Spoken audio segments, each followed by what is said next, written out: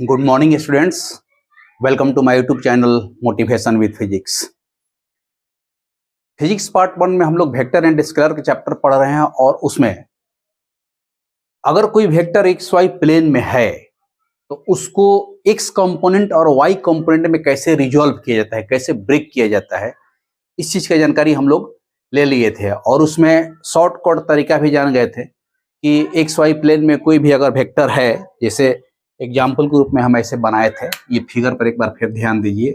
अगर ये हमारा एक्स प्लेन है, ये वाई प्लेन है और यहाँ से एक वेक्टर ए है जो एक्स एक्सिस के साथ थीटा कोण बना रहा है, तो इसका तरीका था कि यहाँ एक्स कंपोनेंट क्या होगा, तो ए का मैग्नीट्यूड के साथ कॉस थीटा लग जाएगा, इसको ए कॉस थीटा भी कहा जाता है। इधर जो कंपोनेंट जाएगा ए साइन थीटा। इसमें शॉर्ट तरीका ही बताया था कि जिस एक्सिस के साथ यह कोण बनाता है वह कंपोनेंट कॉस थीटा का होता है और जिधर से ये कोण नहीं बनता है वह साइन थीटा का होता है। अगर यही एंगल या थीटा इधर हो जाता, इधर, तो यहाँ पर हो जाता ए कॉस थीटा और यहाँ पर हो जाता ए साइन थीटा। तो इसका हम लोग एक्सप्लेनेशन पिछले क्लास में डिटेल पढ़ चुके हैं।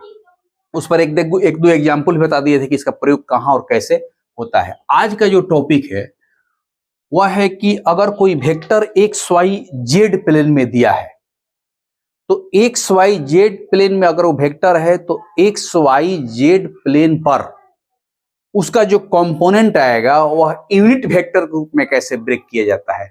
मतलब कि इस तरह से समझिए कि जैसे मान लीजिए कि यह वाई एक्सिस हो गया, यह एक्स एक्सिस हो गया और जेड एक्सिस ऐसे होता है, तो इसको हम ऐसे देखा, ठीक है, एक्स वाई जेड। अब यहां पर कोई एक वेक्टर है, वेक्टर ए, तब कहता है कि यूनिट वेक्टर के रूप में इसका कंपोनेंट कैसे होगा। यानी कि हमारा टॉपिक हुआ कि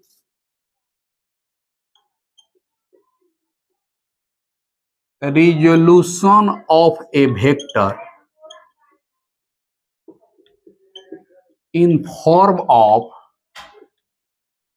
यूनिट वेक्टर। यानी कि यूनिट वेक्टर के रूप में किसी एक्स वाई जेड प्लेन के वेक्टर को कैसे रिजॉल्व करते हैं। तो अब जैसे मान लीजिए कि यही एक वेक्टर है, किसी एक एक्सिस के साथ थीटा एंगल बनाता है, तो हम लोग जानते हैं कि एक्स एक्सिस पर इसका जो वेक्टर होता है वह आई होता है, वाई एक्सिस पर जे होता है और जेड एक्सिस पर के होता है। यह आई जे के बारे में पूर्व में हम लोग पढ़ चुके हैं कि यह यूनिट वेक्टर होता है और तीनों एक दूसरे के परपेंडिकुलर होता है। इसका विस्तृत वीडियो हमने पीछे डाल दिया, आप जाकर के देख लीजिएगा। तो सबसे बड़ी चीज है कि अब इस ए का कंपोनेंट एक्स एक्सिस पर क्या होगा, ए का कंपोनेंट वाई एक्सिस पर क्या होगा, ए का कंपोनेंट जेड एक्सिस पर क्या होगा, इन द फॉर्म ऑफ आई जे के। तो तोड़ने का तरीका है कि इस पर जब आएगा वेक्टर, तो देखिए वेक्टर का यहां केवल मैग्नीट्यूड लिखाएगा, यानी कि इस वेक्टर का केवल यहां मैग्नीट्यूड लिखाएगा और इसके साथ इस वेक्टर का यूनिट वेक्टर मल्टीप्लाई हो जाएगा आई, और तीर का निशान इस पर चढ़ेगा क्योंकि वेक्टर यही है। यानी कि इस वेक्टर का x axis per unit vector के रूप में कंपोनेंट ए आई। उसी तरह से इस पर क्या हो जाएगा, आप समझ गए होंगे कि ए लिख देंगे यह जे और इस पर लिख देंगे ए, यह हो जाएगा ए। यानी कि सिंपल सा चीज है कि जो एक्स वाई जेड प्लेन में वेक्टर है उस वेक्टर के मैग्नीट्यूड के साथ यह एक्स एक्सिस का वेक्टर आई लग गया तो एक्स कंपोनेंट, वाई एक्सिस का वेक्टर जे लग गया तो यह वाई कंपोनेंट, और जेड एक्सिस का वेक्टर के लग गया, तो यही सब जो है कंपोनेंट होता है इन the form of unit vector. यानी कि एक तरह से समझिए कि जो वेक्टर ए है ऐसे, यह देखो कौन सी में टूट गया, ए आई प्लस ए जे प्लस ए। अब यहां देखिए एक चीज और है, चूंकि एक्स वाई जेड पर टूटा है तो ए के साथ इसमें एक्स लग जाएगा, इसमें वाई लग जाएगा, इसमें जेड। अब असली कंपोनेंट हो गया आपका ए एक्स ए वाई ए जेड। यही हो गया आपका resolution of A vector in the form of unit vector. अब इसका अगर मैग्नीट्यूड निकालना होगा, देखिए मैग्नीट्यूड, सिंपली मैग्नीट्यूड निकालना होगा, यानी कि ए निकालना होगा, तो क्या होगा, तो हम लोग पिछला याद करें कि जब हमारे पास दो वेक्टर अगर था, परपेंडिकुलर था, इधर ए था इधर बी था, तो रिजल्टेंट वेक्टर आर के हम लिखते थे रूट अंडर ए स्क्वायर प्लस बी स्क्वायर। ये हमारा केस आया था मेन फार्मूला में। तो उस तरह से यहाँ पर तीन गो परपेंडिकुलर हो गया, तो तीन गो परपेंडिकुलर होगा तो इसका वैल्यू हो जाएगा रूट अंडर। अब यहाँ पर चूंकि आई जे के ये हट जाएगा, क्योंकि जैसे ही हम आई का स्क्वायर करेंगे वह आई डॉट आई हो जाता है, वह हो जाता है 1। और सही के का स्क्वायर करेंगे तो के डॉट के हो जाएगा 1। पीछे हम लोग पढ़ चुके हैं कि सेम वेक्टर का जो डॉट प्रोडक्ट होता है उसका वैल्यू 1 होता है। एक डॉट में कॉस आता है और एक ही वेक्टर पर एंगल का मान 0 होगा तो कॉस 0 का मान 1, इसलिए इसका वैल्यू 1 हो जाएगा। तो सिंपली यह हो क्या जाएगा, तो ए एक्स का स्क्वायर प्लस ए वाई स्क्वायर प्लस ए जेड का स्क्वायर, ये हो गया उसका मैग्नीट्यूड। मैग्नीट्यूड ठीक है, कि यह वेक्टर है जिसका यह कंपोनेंट है और यह उसका मैग्नीट्यूड हो गया। तो इस तरह से किसी भी वेक्टर का एक्स वाई जेड प्लेन में यूनिट वेक्टर रूप में भी। अब क्वेश्चन कैसे पूछेगा, अब जैसे एग्जांपल देखिए, एग्जांपल कहेगा इफ ए बराबर 3i plus 4j plus 2k कह देगा। कहता है कि ए बराबर 3i प्लस 4, देन कहता है कि then find the magnitude of A. यही क्वेश्चन हो गया, find the magnitude of A. तब मैग्नीट्यूड ऑफ ए का मतलब क्या हुआ, अच्छे से निकाल दीजिए, यानी कि ए का मैग्नीट्यूड रूट अंडर ए एक्स स्क्वायर। देखिए कि ए एक्स के जगह पर क्या है, 3 है, तो 3 का स्क्वायर प्लस ए वाई स्क्वायर, तो वाई के जगह पर यहाँ क्या है, देखिए के साथ 4 लगा हुआ है तो 4 का स्क्वायर, अब प्लस 2 का स्क्वायर, यानी कि सिंपली क्या हो गया, ये 9 प्लस 16 प्लस 4, यानी कितना हो गया, 16 9 25 4 29, ये हो गया 29। यही आंसर हो गया, चूंकि 29 का स्क्वायर रूट नहीं निकलेगा तो सिंपली हमारे पास ए बराबर आ गया रूट अंडर 29, यही आंसर हो गया। तो इस पर मान लो कि जो अभी तक आप पढ़े इस पर आधारित इसी टाइप का क्वेश्चन देगा कि ए वेक्टर ए बराबर 3i plus 4j plus 2k है, तो यहां हम स्पष्ट रूप से जान गए कि i के साथ 3 लगा हुआ है तो i वाला कंपोनेंट ए एक्स हो गया 3, उसी तरह से ए वाई वाला हो गया 4, ए जेड वाला यहाँ जेड स्पष्ट लिख दीजिए। तो इस तरह से वो क्वेश्चन आपको ऑब्जेक्टिव में दे सकता है। एक्स वाई जेड प्लेन में कोई जरूरी नहीं है कि यही एक वेक्टर होगा, और भी हो सकता है वेक्टर, ऐसे भी हो सकता है। मान लीजिए एक वेक्टर बी है तो इसका भी कंपोनेंट इधर टूटेगा, तो B X I B Y J B Z के भी टूट गया, इसका कंपोनेंट टूट गया। एक्स वाई जेड प्लेन में एक से अधिक वेक्टर भी हो सकता है, ठीक है। तो इस तरह से किसी भी एक वेक्टर जो एक्स वाई जेड प्लेन में है उसका component X Y Z plane पर in the form of unit vector क्या होता है और उस वेक्टर का मैग्नीट्यूड कैसे निकलता है, इसमें यही चीज जानना है। अब इसमें और आगे आपको कैसे कहेगा, अब इसको ध्यान दीजिए, इसको मिटा रहे हैं हम। अब जैसे मान लीजिए कि यही बनाए थे फिगर एक्स वाई जेड। अब जैसे मान लीजिए कि यहाँ पर दो वेक्टर है, इसी में एक वेक्टर का नाम है ए, एक वेक्टर का नाम है बी, ठीक है। कंपोनेंट दोनों का आएगा यहाँ पर ए एक्स आई कॉमा बी एक्स आई, यहाँ पर आएगा ए वाई जे बी वाई जे, यहां पर भी आएगा ए जेड के बी जेड के, कंपोनेंट दोनों का आ गया। तो जाहिर सी बात है कि यहां पर वेक्टर का फॉर्म ये हो गया, ए बराबर क्या हो गया, ए एक्स आई प्लस ए वाई जे प्लस ए जेड के, और बी बराबर क्या है उसी तरह से बी एक्स आई प्लस बी वाई जे प्लस बी जेड के हो गया। यानी कि दोनों वेक्टर का हम लिख दिए। तो अब इसमें क्या क्या निकालना होगा, देन अब आपसे देखिए क्या क्या कहेगा, फाइंड पहल का कहेगा निकालिए ए प्लस बी, दूसरा का निकालिए ए माइनस बी, तीसरा का निकालिए ए डॉट बी, चौथा निकालिए ए क्रॉस बी। यानी कि इस तरह से क्वेश्चन को दे करके आपसे इतना चीज पूछ सकता है। इतना ही नहीं पूछेगा, और पूछेगा, क्या पूछेगा देखिए, find angle between A and B, यानी कि कहेगा यह एंगल आप याद कीजिए, दोनों के बीच के कोण अगर थीटा है तो थीटा का वैल्यू क्या होगा।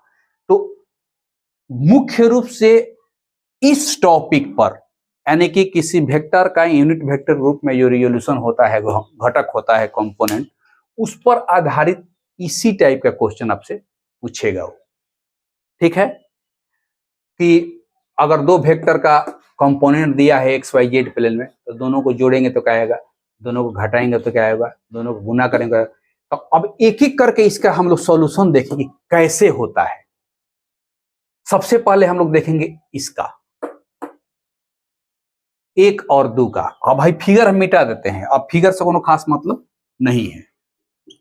एक नंबर का तो कहता है कि a प्लस बी, तो सीधा सीधी a प्लस बी का मतलब हुआ कि a का हम कंपोनेंट लिखेंगे, अब b का कंपोनेंट लिखेंगे। जैसे देखिए ए एक्स आई प्लस ए वाई जे प्लस ए जेड के, ये हो गया ए का, प्लस बी एक्स आई प्लस बी वाई जे प्लस बी जेड के। तो देखिए इसमें जोड़ने का तरीका क्या है कि अब हमारे पास वेक्टर आई जे के तीन ही प्रकार के वेक्टर हैं। तो जिस तरह से हम सिंपल अलजेब्रा में वेरिएबल क्वांटिटी को सम या सब्सट्रैक्ट करते हैं, तो जो सेम नेचर का वेरिएबल है वो एक साथ आ जाता है। तो अब इसी को जोड़ेंगे तो यहाँ पर आई वेक्टर वाला एक साथ कर लेंगे। देखिए आई वेक्टर किस पर होगा, एक्स कंपोनेंट पर होगा, तो देखो ए एक्स के साथ बी एक्स लगा हुआ है, ये हो जाएगा A X plus B X into I. उसी तरह से वाई वाला हो जाएगा, ए वाई जे है अब बी वाई जे है, ए वाई प्लस बी वाई, यहाँ वेक्टर हो गया जे, प्लस ए जेड प्लस बी जेड, अब वेक्टर हो गया के। यानी कि एक तरह से यह हमारा रिजल्ट निकल गया।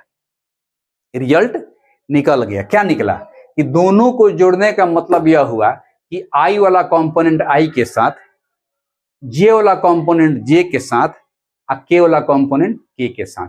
अब यह टोटल का टोटल एक्स एक्सिस का हो गया कंपोनेंट, यह वाई एक्सिस का और यह जेड एक्सिस का। ठीक है, इसी में आपसे और पूछ देगा, इसी क्वेश्चन में, ये तो क्वेश्चन का जवाब हो गया, इसी में पूछेगा कि फाइंड ए प्लस बी का मैग्नीट्यूड, यानी कि अब इसका मैग्नीट्यूड ज्ञात कीजिए। तो सिंपली हम जान गए कि एक्स एक्सिस का ये है, वाई एक्सिस का ये है, जेड एक्सिस का ये है। तो सिंपली हम रिजल्टेंट में क्या लिखे हैं, इसमें क्या लिखे थे, एक्स स्क्वायर प्लस ए वाई स्क्वायर प्लस ए जेड स्क्वायर का रूट। अब यहाँ पर आई के साथ हटना हो गया, तो ये हो जाएगा A X plus B x का स्क्वायर, उस तरह से ए वाई प्लस बी वाई का स्क्वायर प्लस ए जेड प्लस बी जेड का स्क्वायर, ये मैग्नीट्यूड हो गया। यानी कि सिंपली जैसे एक वेक्टर का सारा चीज होता है वैसे ही इसका सम का भी सारा चीज होगा। अब इस पर क्वेश्चन कैसे पूछेगा, एग्जाम्पल, एग्जाम्पल, इफ ए बराबर मान लीजिए कि है 3i + 2j + 3k and B बराबर मान लीजिए कि है i - 4j + 5k। देन कहता है फाइंड a + b, पहला एंड a + b का मैग्नीट्यूड, मैंने कि दोनों बात कह रहा है निकालने के लिए। तो सिंपली पहले हम दोनों को जोड़ देंगे। तो देखिए अब पहले इसको निकाल रहे हैं, इसको तो क्या हो जाएगा, मान लीजिए कि हम a + b को जोड़ेंगे। तो अभी हम बताए थे कि i वाला i के साथ जुड़ जाएगा, j वाला j के साथ जुड़ जाएगा, k वाला k के साथ। तो देखिए 3i यहाँ पर है, एगो i यहाँ पर है, तो i जुड़ जाएगा, 3i का कितना हो जाएगा 4i। एकदम सिंपल है 4i। अब यहाँ देखिए +2i है, -4i जुड़ जाएगा, तो प्लस माइनस हो जाएगा, मतलब 2 में से 4 जाएगा, तो -2j, ये हो गया -2j। अब 5 के या 3 के प्लस कितना हो गया 8 के। तो एगो तो आपका आंसर निकल गया दोनों वेक्टर का सम।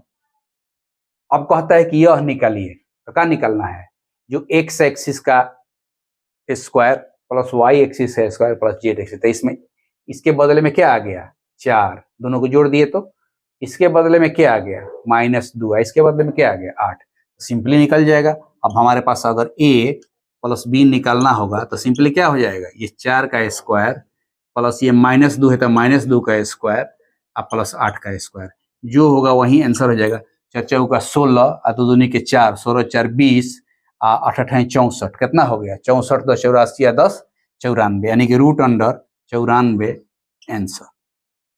तो इस टाइप का क्वेश्चन इस टॉपिक से रहता है, और मैक्सिमम क्वेश्चन जो है आपको, अगर आप कंपटीशन में बैठ रहे हैं तो ऑब्जेक्टिव ही देगा, अगर आप 11th क्लास में बैठ रहे हैं तो शॉर्ट टाइप में ये आपको क्वेश्चन दे सकता है, दे देगा ऐसा कि इफ a बराबर इतना, b बराबर इतना, तो फाइंड a + b या find the magnitude of a + b। तो सिंपली a + b कहेगा तो दोनों को जोड़ देना है।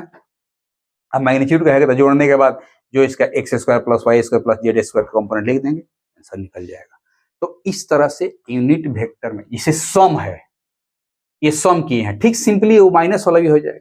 अब यही जो a - b है तो यहाँ से ax - bx हो जाएगा, ay - b हो जाएगा, az - bz होगा, मतलब कि एडिशन और सब्सट्रैक्शन ये दोनों चीज सेम होता है, और इस पर आधारित इस टाइप के क्वेश्चन हो सकते हैं। अब रहा कि डॉट कैसे करेंगे और क्रॉस कैसे करेंगे, ठीक है। तो हम आपको एग्जाम्पल इसलिए दे रहे हैं कि फाइनली हमारा क्वेश्चन कैसे आता है ये सबसे महत्वपूर्ण है, तो इसीलिए इसको एक दो एग्जाम्पल दे करके हम बता दिया। एकदम ही सिंपल चीज है, जैसे आप घर में अलजेब्रा बनाते हैं मैथमेटिक्स में 9th 10th में, कि कैसे ऐड किया जाता है, कैसे सब्सट्रैक्ट किया जाता है, तो एडिशन सब्सट्रैक्शन का रूल वही है जो सिंपल अलजेब्रा में था। सिंपल अलजेब्रा का मतलब एक्स वाई जेड का बहुत सारा वेरिएबल दिया हुआ है और उसको इक्वेशन को जोड़ना है, तो एक्स वाला एक्स के साथ, वाई वाला वाई के साथ, जेड वाला जेड के साथ, सेम वेरिएबल को एक साथ जोड़ते हैं या घटाते हैं, ठीक हो सही है। आई वाला आई के साथ, जेड वाला वाई के साथ, के वाला के साथ, आई जे के में सब जुट गया। और मैग्नीट्यूड कैसे हुआ, तो सिंपल चूंकि तीनों परपेंडिकुलर है तो √a² + b² + c², जो सिंपल सा फॉर्मूला है। अगले टर्म में जब हम लोग पढ़ेंगे तो यह a.b और a×b कैसे निकलता है, और उसी से निकलेगा कि दोनों के बीच का एंगल क्या होगा। इस पर ज्यादा से ज्यादा सवाल ऑब्जेक्टिव में कंपटीशन में पूछता है, और 11th क्लास में यह टॉपिक विस्तृत रूप से पूछता है। तो आज का बस टॉपिक इतना ही, क्योंकि आज का टॉपिक समझने के लिए काफी है, और ये आपको टॉपिक अच्छा लगा, चैनल को सब्सक्राइब नहीं किए तो सब्सक्राइब कीजिए, लाइक कीजिए और शेयर कीजिए। तब तक के लिए नमस्कार, बी हैप्पी।